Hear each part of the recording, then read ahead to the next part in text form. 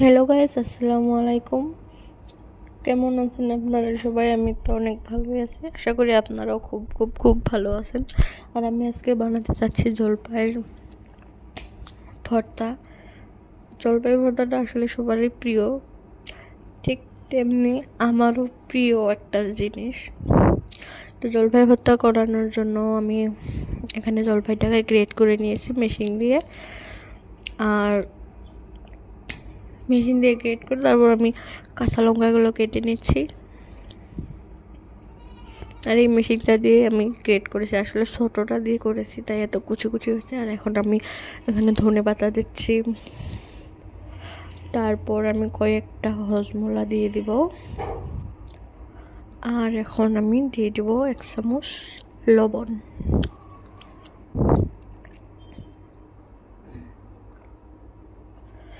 আর এখন আরও 1 চামচ, আরও আধা মানে 1.5 চামচ আমি চিনি দিয়ে দিব। আসলে টকের সঙ্গে চিনি, ঝাল মানে টক ঝাল মিষ্টি ব্যাপারটা যে আসে, ওটা থাকলে আমার তো জিভের রস চলে যাচ্ছে। আর আমি বানাতেছিলাম, এই ফাঁকে আমার সিস্টার এসে এসে খাচ্ছিল একটু একটু করে।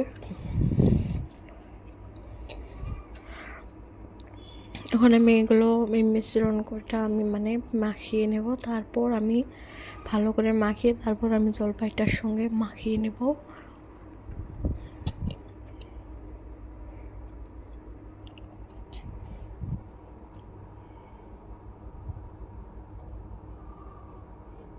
আর এখন আমি একটু টেস্ট করে দেখবো আসলে বানাইছি কেমন হয়েছে। অলমোস্ট রেডি ভর্তাটা, একদম সহজ, এটা সবারই প্রিয়।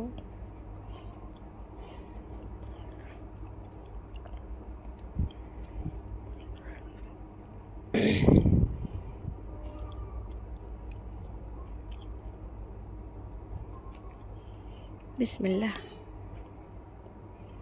খুব খুব সুন্দর হয়েছে খেতে, অসাধারণ বলতে হবে। কিন্তু আপনারাও এই এখন শীতকালে এসেছে, এখন এটাকে বানিয়ে খেতে পারেন। Bye bye guys.